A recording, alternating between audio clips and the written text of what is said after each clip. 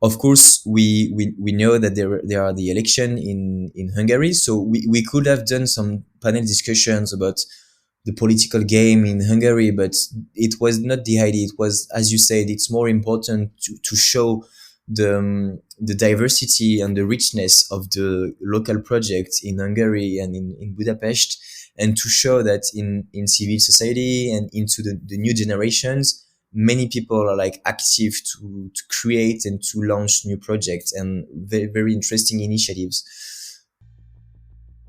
Welcome on Destination Est, the podcast of Hajde to highlight trends as well as cultural and societal issues in the regions of Eastern and Central Europe. My name is Thibaut Boudot. I am the founder of Hajde Creative, and I invite you to travel with us from Greece to Russia via the Balkans and Central Europe. Far from the clichés and stereotypes that many make of it, we will break down this cultural iron curtain that still separates Eastern and Western Europe, as our countries and regions are teeming with positive initiatives. Before we start our journey, let's answer everyone's question: what does Hajde mean? It is a word borrowed from Ottoman Turkey, widely used in our countries, that means let's go, so buckle up and get on board with us towards Eastern and Central Europe.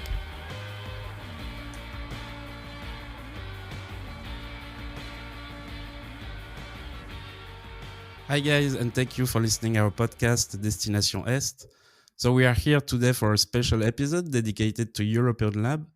After an edition in 2019 in Cluj-Napoca in Romania, European Lab is back in Eastern Europe for an edition with Sphera called Next Generation's Takeover. Like last time, Hajde is media partner of this special edition. European Lab Budapest will take place at Aurora in Budapest, Saturday the 5th of February, from 11 a.m. until 8 p.m. The event is free with a mandatory online registration.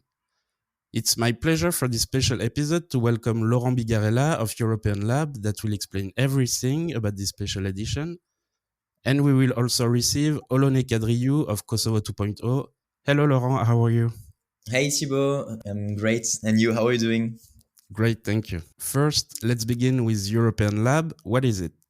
European Lab is a platform for debate, which is organized by the non-profit organization Artifarty, which is an organization based in Lyon, which is also organizing an electronic music festival called Nuit Sonore.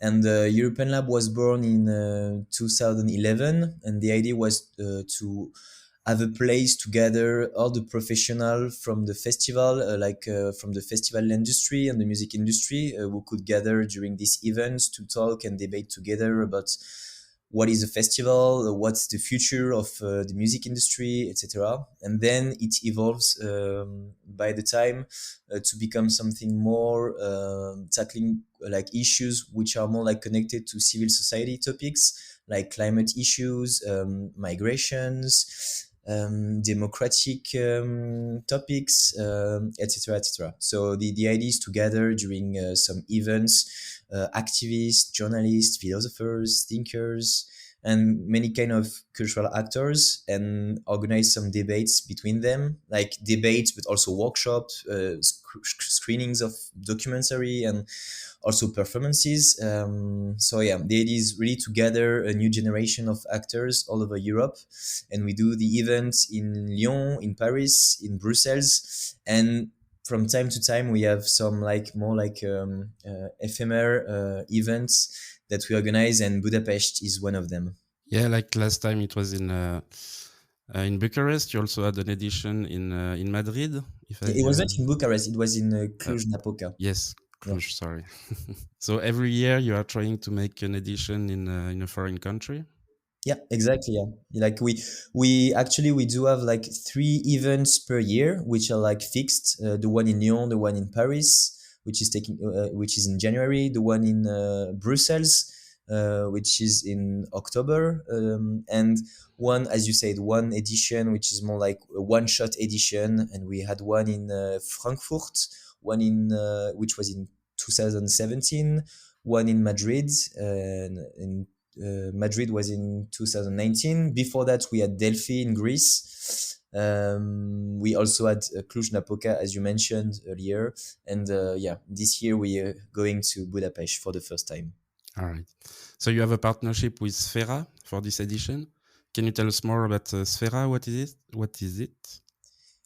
Yes, sure. So basically, Sphera is it's a European funded project. So it's supported by the DG Connect of the European Commission, and the idea is to gather mainly in independent media from like 10 different organizations, like 9 media and one organization, which is Artifarty actually. So we are not really a media, but we are more like organizing events, even though we are also running a media, but maybe we'll come back to that later.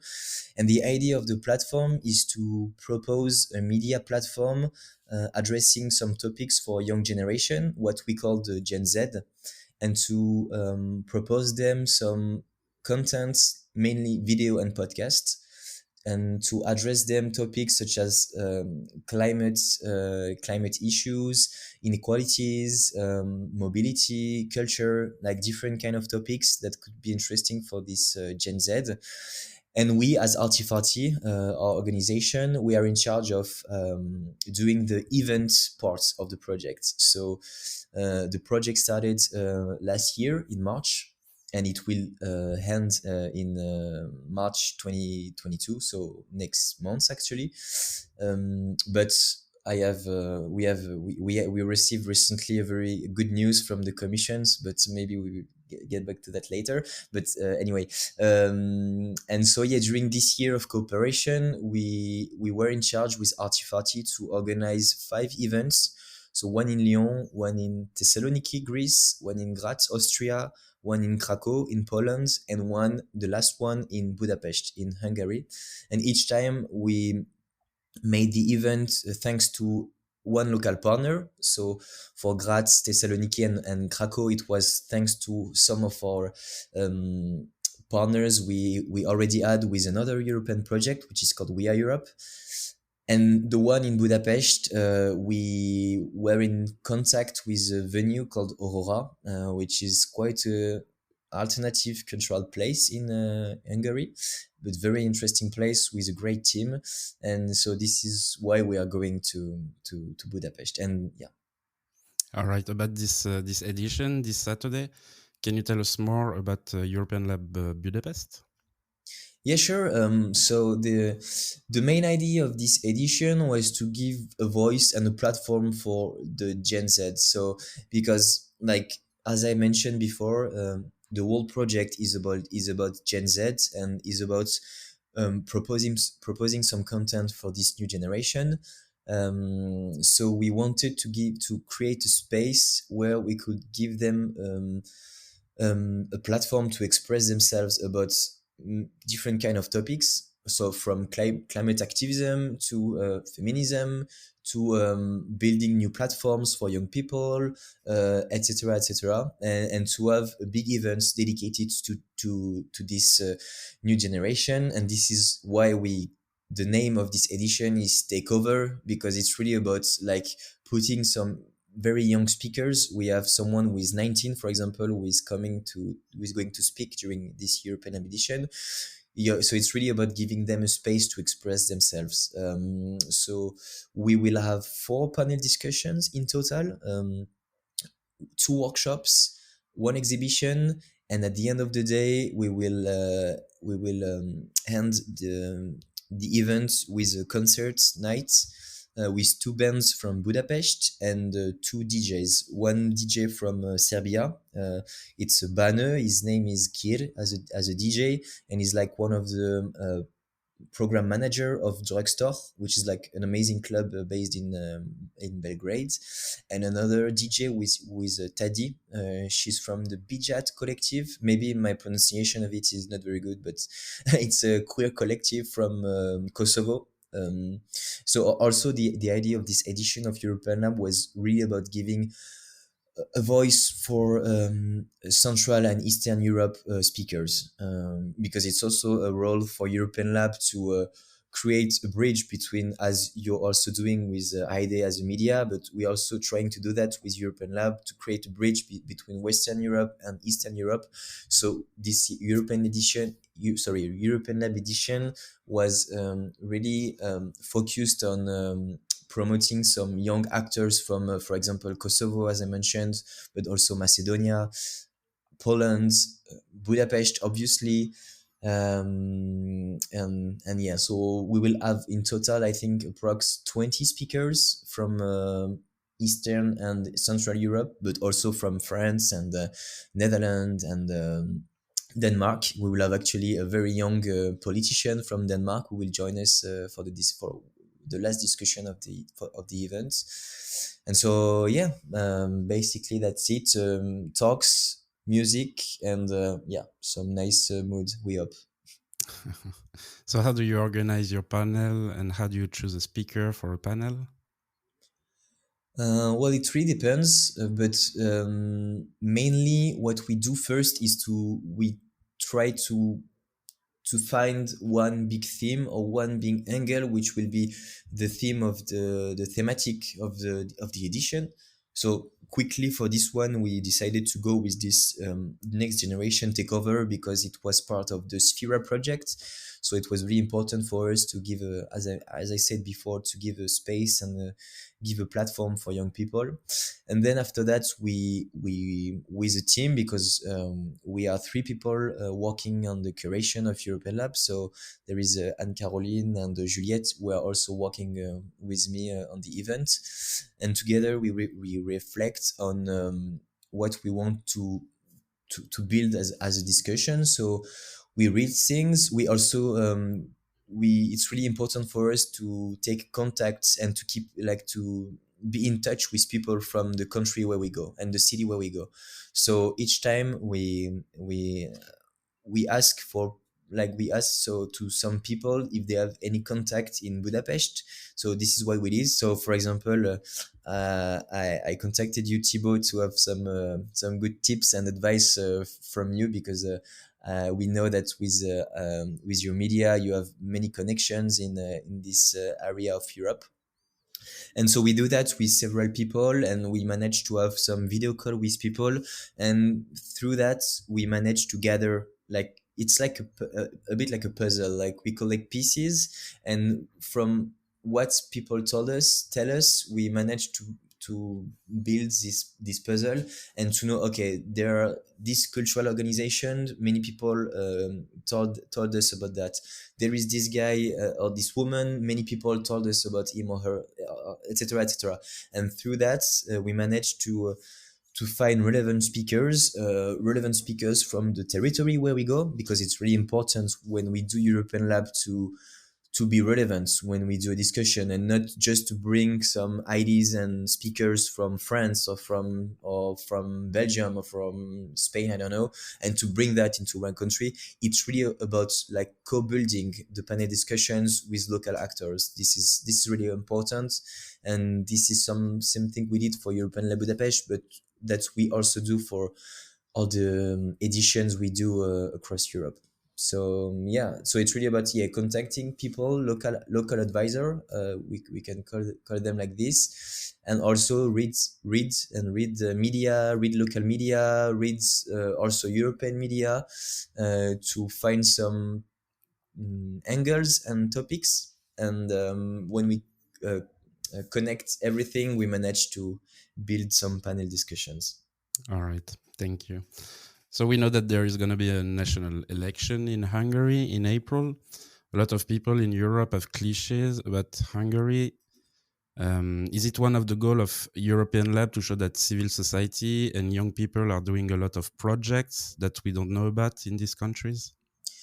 Yes, definitely. I mean, it's also at the core of European Lab DNA, like to promote and to showcase all these projects which are built and which are launched by young people and civil society. So of course we know that there are the election in Hungary. So we could have done some panel discussions about the political game in Hungary, but it was not the idea. It was, as you said, it's more important to show the diversity and the richness of the local projects in Hungary and in Budapest, and to show that in civil society and into the new generations, many people are like active to create and to launch new projects and very, very interesting initiatives. So so yeah, this is really what we want to show, because when someone, for example, is working on a cultural project, um, it's always not like, most of the time it's also connected to a political situation. So by inviting some people who are not politicians around the table, it's even though we don't invite like regular politicians, it's also a way to talk about politics, about what media should be built for new generation. When we know the media situation in Hungary, having a panel discussions about what kind of platform can be proposed and built for this new generation, it's also a way to talk about the media situation in Hungary. Same thing when we talk about the new waves of activism, which will be one discussion panel during European Lab Budapest. I think this discussion is highly political, but we don't have any like regular politicians or member of political party. But inviting this young activist, like one of them is 25 years old. He was present in Glasgow for the COP26. He's really active in building some political alternative. Beside that, we also have, as I said before, we have one panel discussions with politicians. So we will have a local, the vice mayor of the 8th district of Budapest, who will be present. So yeah, each time it's about a balance, but yeah, for us it's very important to give a voice to these cultural actors, media actors, independent ones who are also doing some kind of politics through their projects. All right. So why choose to put the young generation, the Gen Z, in the spotlight?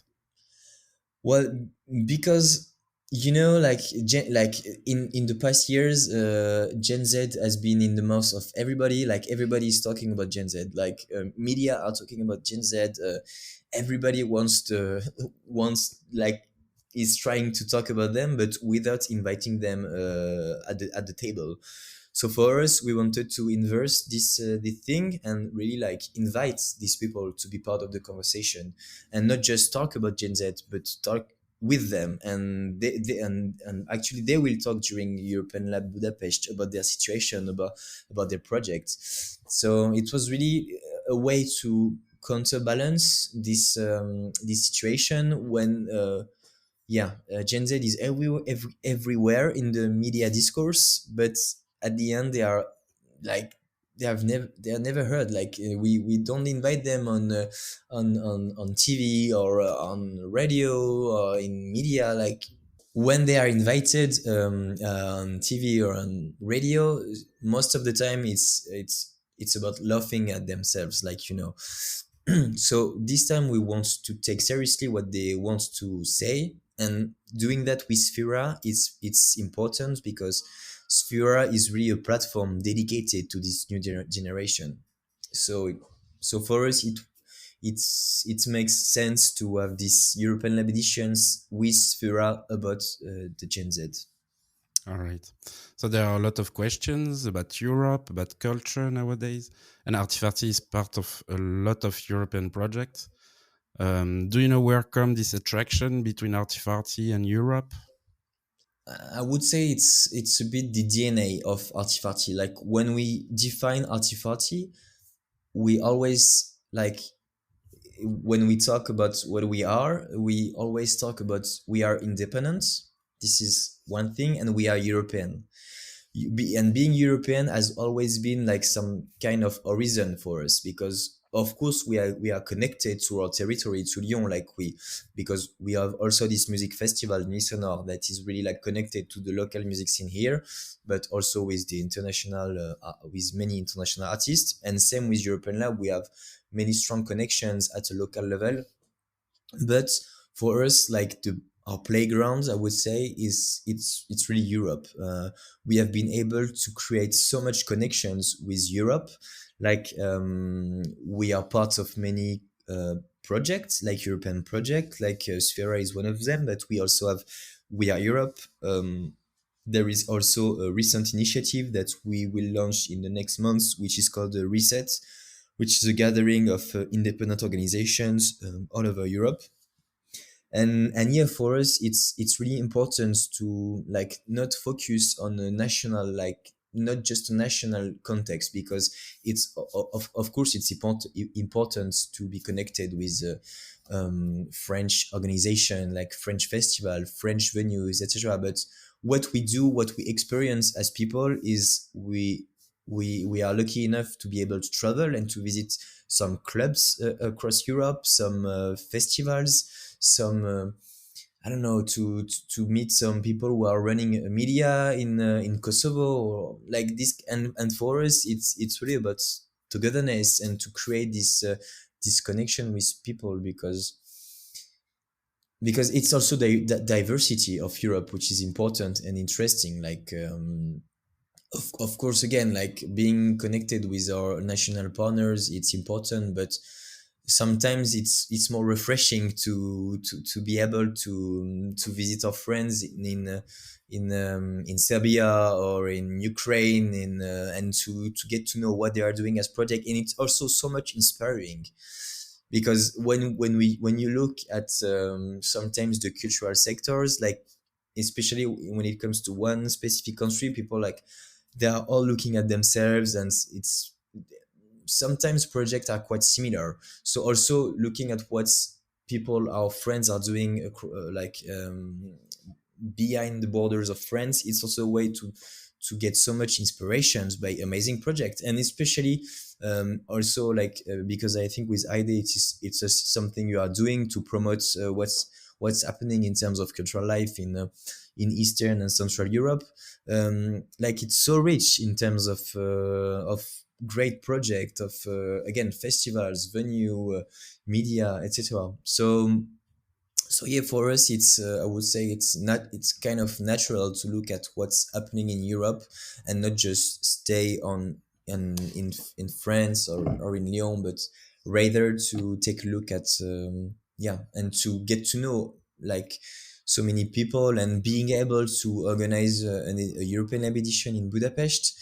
It's so much also like interesting to learn about the current situation in Hungary, to meet some amazing people who are running some amazing venues such as Aurora. So yeah, it's really about these inter connections between people to discover project and to get inspiration from all these things. All right. So I wanted to finish this interview with the last article you wrote about Kiev and its electronic music scene. This article about K41 and about what's going on in the electronic music industry was published on Tracks and was really trending a few weeks ago. As we know from the news, a lot is happening in Ukraine nowadays, but the Ukrainians are still going on with their life. So can you tell us more about this article, the people there, the state of the electronic music scene, etc.? And so yes, you can also find this article in French on Tracks, but also in English on We Are Europe. Yeah, exactly. And so yeah, it was published on also on We Are Europe, which is a media platform that we also are running with Artifarty, which is supported by Creative Europe. And so I've been there in November on the occasion of the birthday of a club called well, the club doesn't have any name because the symbol, it's as the symbol of some kind of E, which is with a slash, like I don't know what's the English word for that, but it means it doesn't exist. So it's a club which has been launched 2 years ago, and during these 2 years of existence has been like really important player for the local music scene. And so like before that, of course, there was already a great music scene in Kiev, in Ukraine. But this club, because the club, it's not just a club, there is a record label connected to the club, which is called Standard Deviation. And the label and the club, it's really about connecting like the dots between this local music scene in Kiev and a global creative community. So they have a great curation of artists, of course. The team behind the project is so dedicated to this project. Like they really made something big in their city. And like each like now like you can check on social, like, well, the club doesn't have any social media, like strictly they have an Instagram page, but it's more about because they have one theme for each season of the club. So at the moment it's dance delivery, so they have an Instagram page about this dance delivery, but there is not any proper social media for the club. They just have one Telegram channel where they communicate everything about the club, like the lineups of the party and any content related to the club.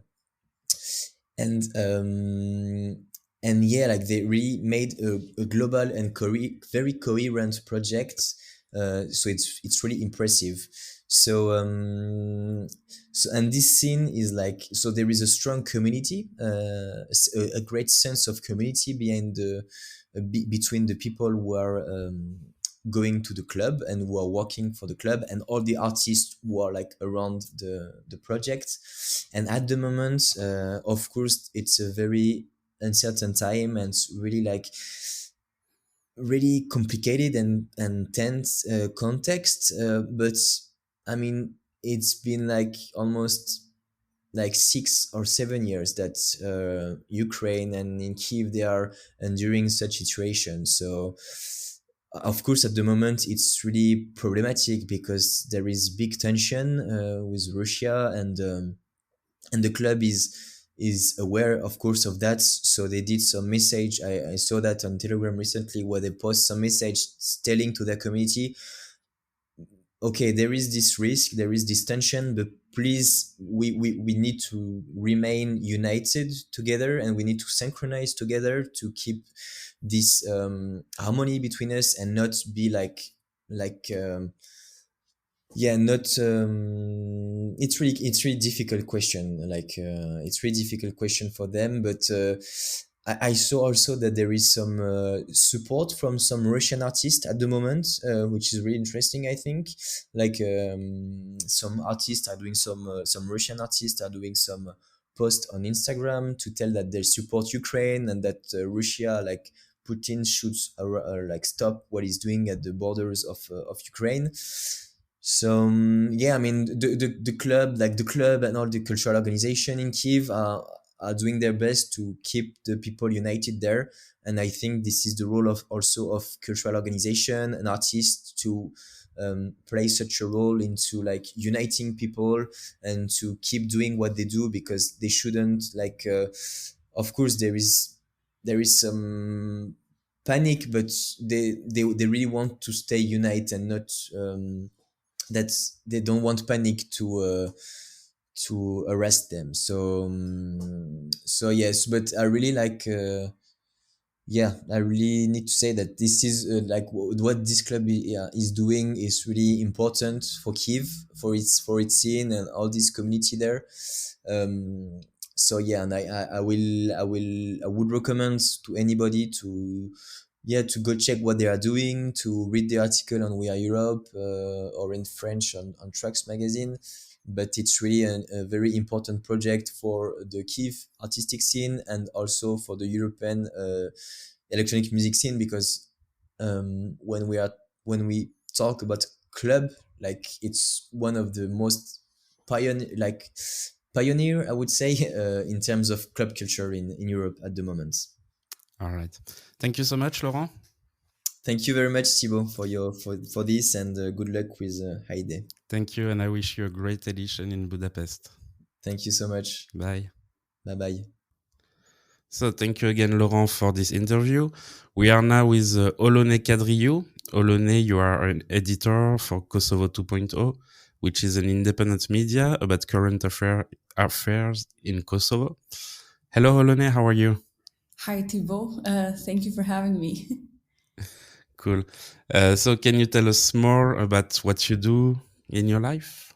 Well, there's many things I do in my life, so that's like quite a big question, but at the moment, as you yourself said, I'm an editor at K 2.0, which is an independent online magazine working based in Pristina, Kosovo, but covering the entire region, which is Albania, Montenegro, Bosnia, and Serbia, but North Macedonia and many more.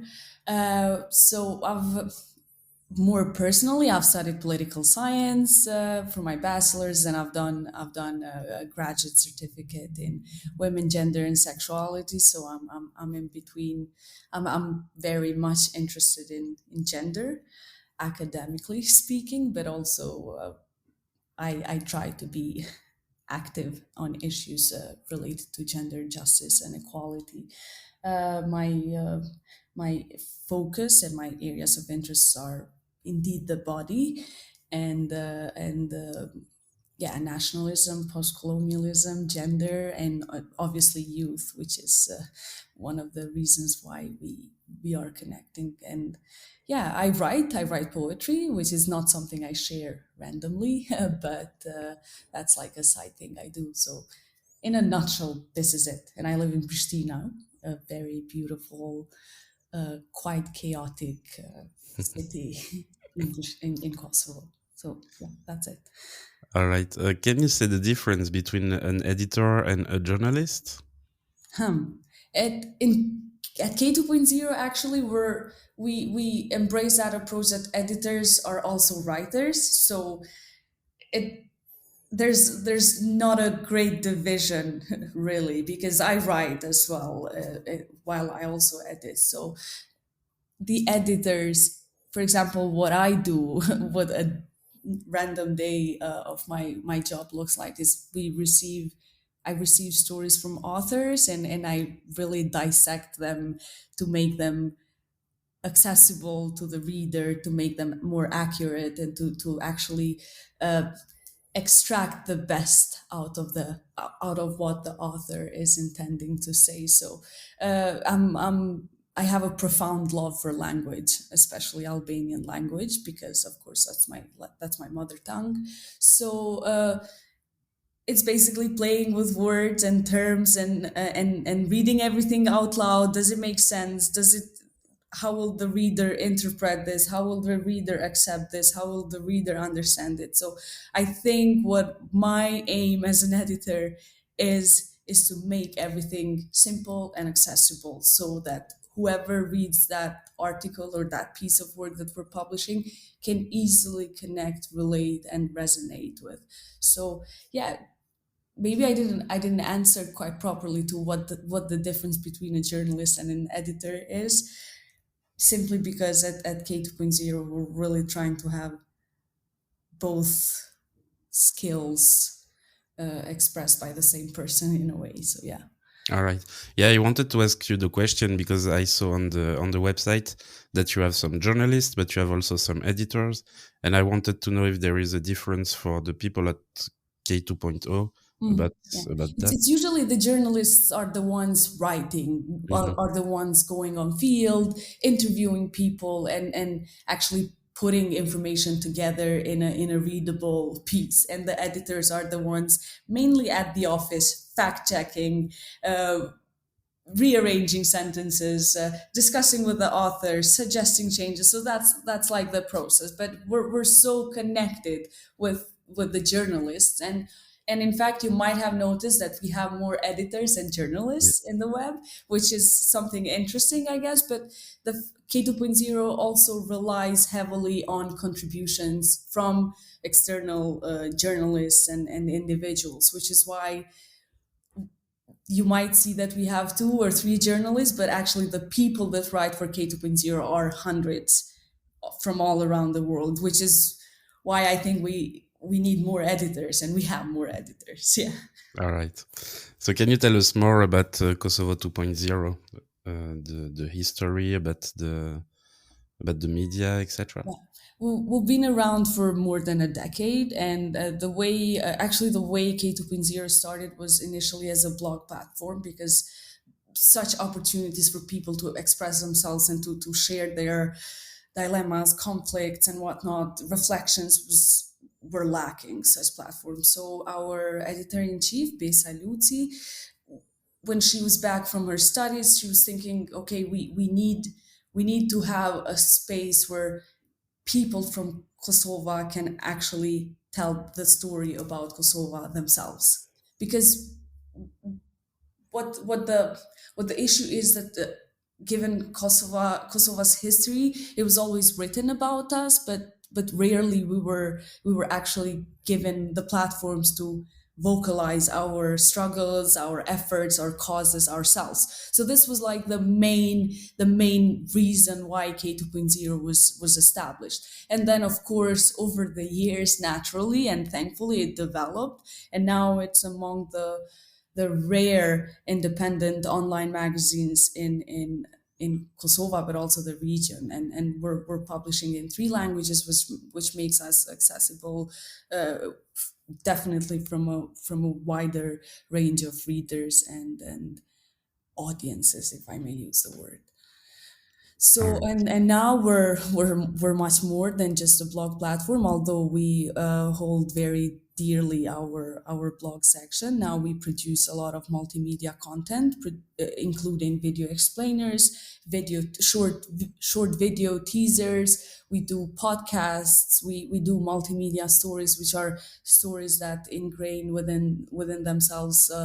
Audio bites, video, photos, and whatnot. So we're constantly rethinking ourselves and reassessing ourselves and becoming better. We're also constantly trying to connect better with our readers and viewers as to understand how they absorb and digest information and how they would want to receive that information. So, one sentence that I believe can sum up K2.0 is that we're in a constant search to better ourselves and to make ourselves more accessible for our readers. All right. So I've read about the Locomotiva project. Are you doing? Was it with Kosovo 2.0? This project? Yeah. This Okay. this is a K2.0 project. Okay. And are you doing a lot of project like that for youth and for young people in Kosovo? Yeah, one of the main components of how K2.0 produces its journalism is through these non-formal education programs, and Locomotiva is only one of the many that we're constantly implementing. So we understand journalism not only as text or video, but we also understand it as talks, conversations, public discussions, programs that actually inspire a new generation of journalists. So that's what we're trying to do with Locomotiva as well. All right. So you have been invited at the European Lab Budapest as a speaker at the panel Youth in Charge, Why and How to.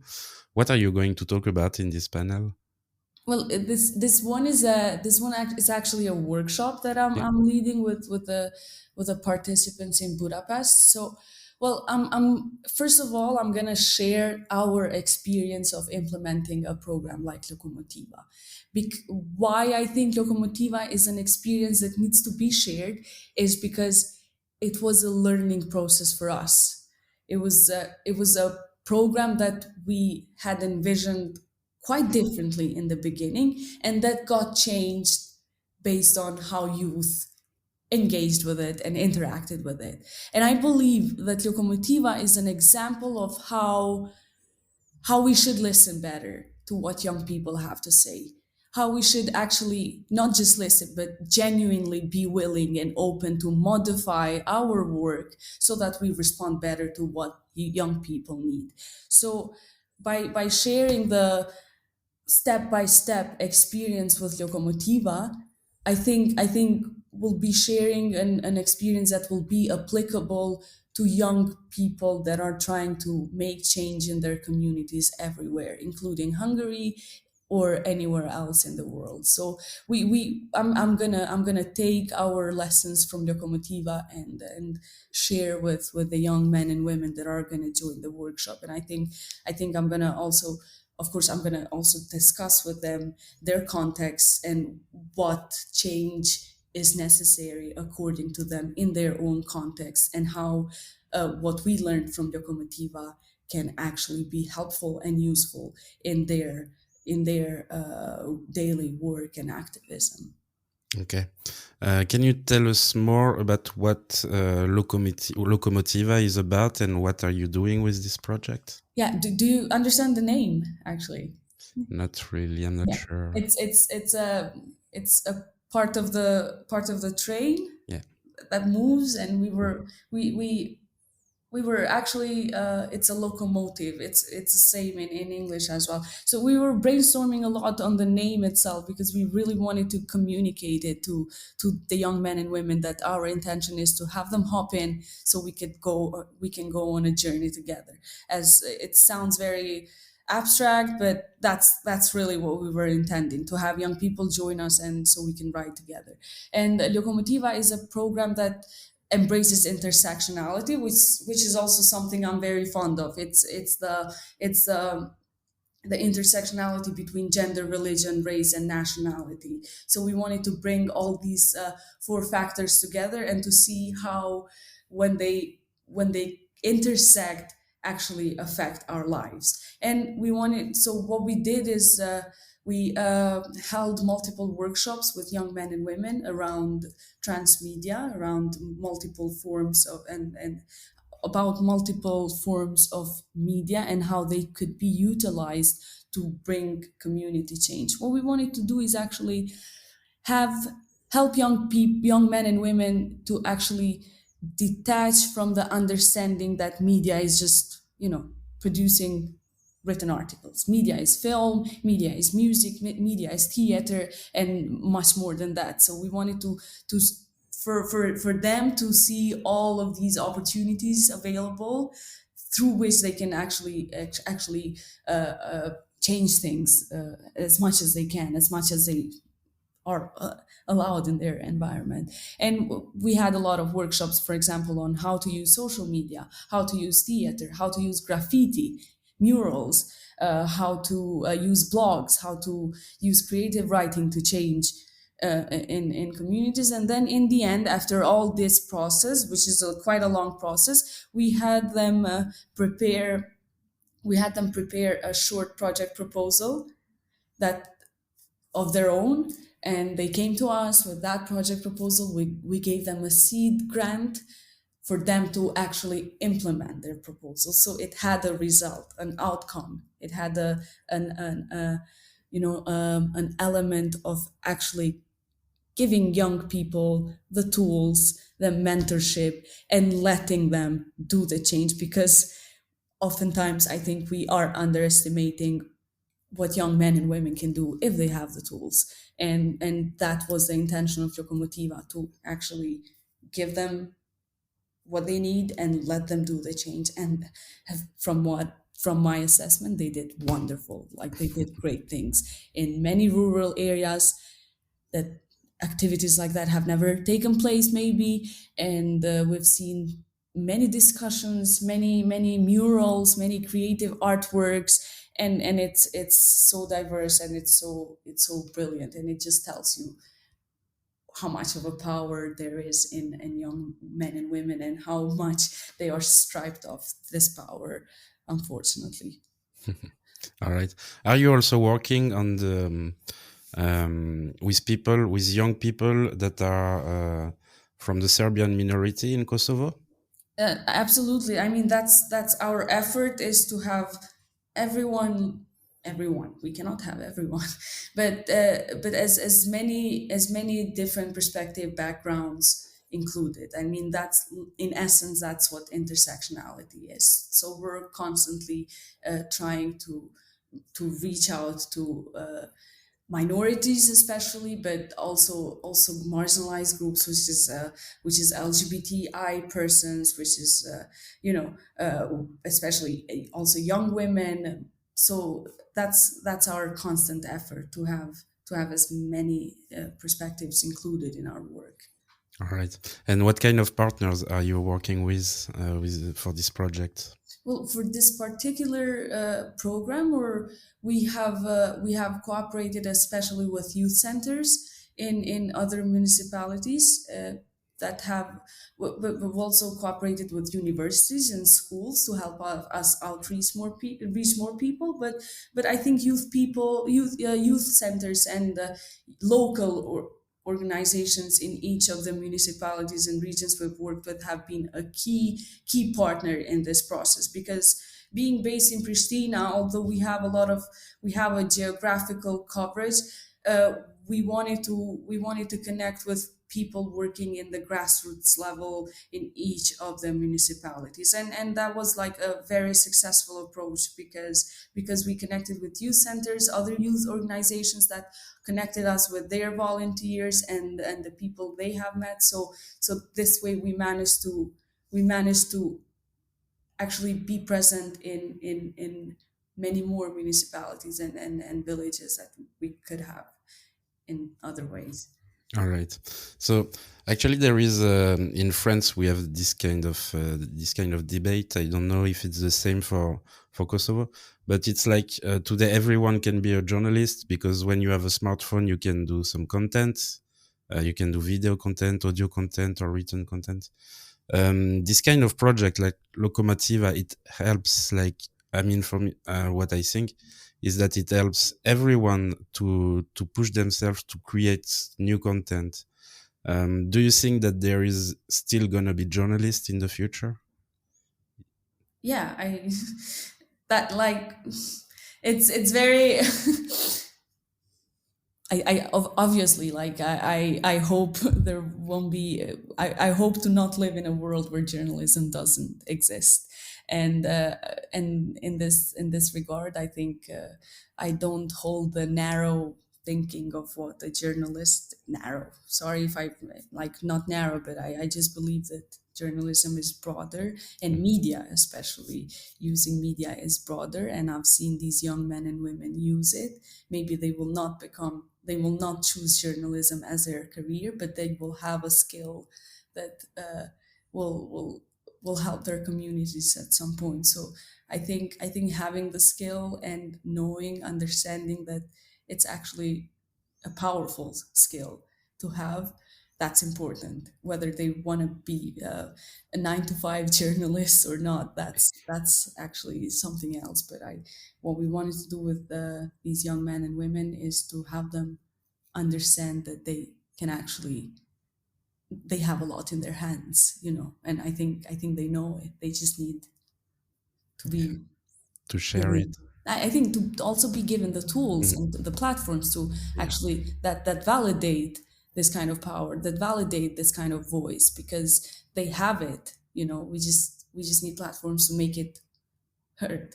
And I think the intention here is to have people know that they can be heard and they deserve to be heard, whether or not they are journalists. That's, I Yeah. think, the least of the problems.